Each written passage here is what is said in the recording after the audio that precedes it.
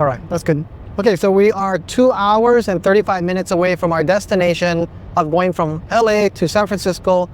We're gonna see my brother-in-law, who's in his early 40s, actually graduating from law school, which is absolutely amazing. The guy worked so hard for the last few years to get his law degree, and we're gonna see him celebrate. And I'd like to make this video segment, if you haven't seen last segment, it's because I'm making some of these batches on the way out on this trip. And this is another conversation my wife and I had early on what's going on in the job market and why skill stacking is really important. So we're talking about a young graduate from a college either getting a bachelor's or master's degree now, and how difficult it is to get a job. This young man that we're talking about has already started hundreds of applications and resumes online, and roommates of his have done over 1,000. And this is something that's going on. A lot of people don't realize this, but there's a lot of job openings that are posted online that are not even there to really get applicants for a position to fill. They're just putting it up there right now. So they are actually collecting data. And then also AI is going through a lot of the applications, scrubbing out all the ones who are not qualified based on some things that it's reading through. And the problem with that right now is that AI is not very good at scrubbing at a high level. It's actually disqualifying a lot of great applicants, but it's still better than nothing, because when hundreds of applicants come in for one position, then you have just too much. And then so you rather have something filtering down at least a little before moving on to the next person. So here's the thing. If you are in a position that you've either just lost your job, just got out of school, and that you are looking for a new position somewhere, I've done a lot of hiring over my career. There's been times I've done over 300-400 interviews in a few days and selected about 100 or 90 people for a position. And then there's the last 4 years at my last position here, I hired about 8 people that have rotated under me to get either higher positions. So I start hiring a lot of entry-level positions often.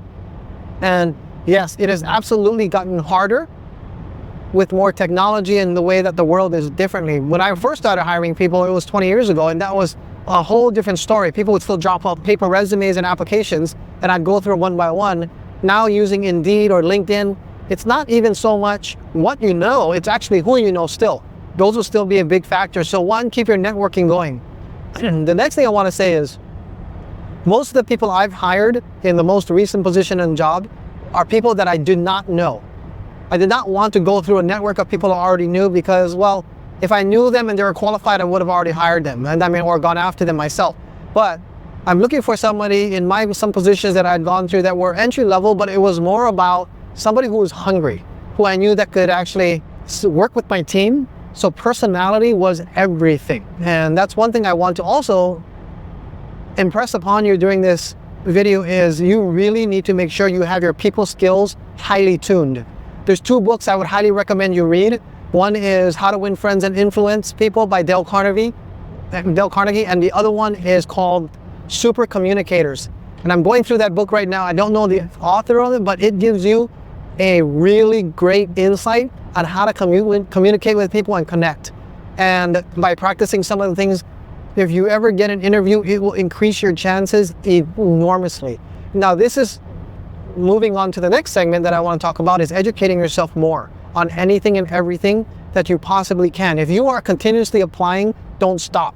But whenever you have downtime, make sure you're doing something that can actually elevate any of the skills that you have right now. So, say for instance, if you're in marketing, make sure that you're learning anything possible you can about marketing by doing marketing.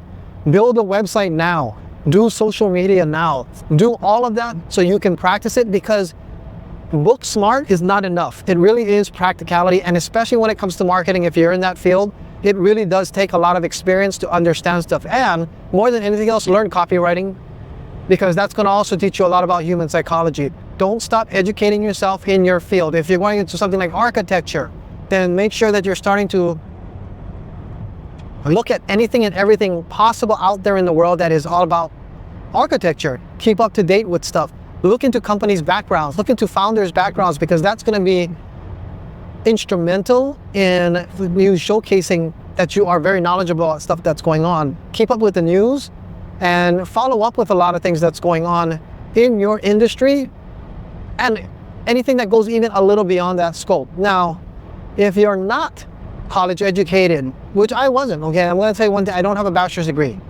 Don't hinder yourself and think that you can't apply for stuff, because experience pays off enormously. But more than anything else, a portfolio of things that you have in place makes a big difference. So I tell this to a lot of people that are coming in when they're applying for a job, like when I was hiring for marketing assistants, they would come in and they would have no experience at all. In fact, some of them were still in college. And I would ask them, what makes you interested in it? And all I'm really wanting to know is, who are they? Can they work with my team? But along the way, anything that kind of keys in on certain things that might be a benefit that our team is lacking, that would be big. Somebody got hired on because they had social media. In fact, 2 people had social media experience that we did not need, but I knew would be useful in the future. And I asked more questions about it. What else are they doing? So this extended skill set would be absolutely huge when it comes to finding a position. The other thing is, if you have a hobby that you're really good at, that people make money in, find out what they're doing and also enhance your skills there. There's so much more for you to do than just wake up every day, apply for jobs, and then sit back and relax for the rest of the day. Keep learning stuff. That's really, really, I cannot even stress that enough, how important that is. The other thing is, continue to network. Join meetup groups of people that are in your industry, and go above and beyond in also your app applying. If you don't get a position, find out who works there that you can reach out to and ask them what skills that you lacked that you should enhance or build up on, that you can start learning, so that the next time if a position opens up that comes around, that you'll be ready. Because don't forget, just because somebody gets hired doesn't mean they'll work out. And if they don't work out, they might start going back into the pool of applications, and you can reapply and say, look, I also have these skills now. These are all important stuff that I would want to encourage you. Just don't give up. Keep on trying, work super hard as much as you can of moving forward with everything that you have around you. And the other thing is, don't hinder yourself by thinking that old traditional methods are dead. And what I mean by that is, if you don't fit the look and you think, well, if they don't like the way I look, too bad. Let's say something right now, that's on you if you're not getting a job. Like, if your hair is cut, or it's a super bright color that's maybe not traditionally going to be a conservative look that maybe a company wants, and they say, well, if they don't want me, then they don't deserve me. Well, the thing is, you know what? If you need a job, I think it's time for you to actually maybe step up and do what it takes. If they want you to dress up and you come in thinking that it's, the technical world and casual is better, I would stay still, show how serious you are, that you're going above and beyond, and dress up a little more. And, don't overdress. You will still want to fit the role, but be professional. That is something that I think a lot of people still miss out on, is thinking that just their skill set is enough. Well, don't forget now, the market is really tough. If it's that tough, kind of got to step up and actually say, what are you going to do to stand out? So that's going to be a big part of also going through that interview process. Do everything you possibly can and just don't give up on it, because the world is changing, and it's changing very fast. Stay ahead of any trend that you can as well, and see what's out there for you. Start freelancing if you have to, but work hard at really gaining your skill. Stack skill upon skill. This video production that I'm doing for my YouTube channel is skills that I'm stacking, that who knows what it's going to end up being. If it doesn't work out as a big YouTube channel that supports me financially, I have now a portfolio of things that I can actually say, this is what else I know. Who knows, maybe a YouTuber might hire me, because I have some experience of building a channel, or maybe a company might say, we need somebody who just knows how to make YouTube videos, and that might be something that I could end up doing too. But that's not my goal, but it is something I'm stacking my skills, doing things above and beyond while I have the time. So hopefully that's helpful. I hope to have earned your subscription in this. If this has been helpful, please subscribe. Hit the little notification bell so if you want to be notified, and also like it and comment below. If you are having a hard time finding a job, let me know why you think that is. And then, are there solutions out there? I might have maybe some ideas, but more so, I want you to think about, why do you think people aren't hiring you, and what can you do to get past that? Sitting there and just thinking, well, it's just fate is not a good way to go. It's actually, you have to go ahead and be aggressive to move forward to get what you want out of this.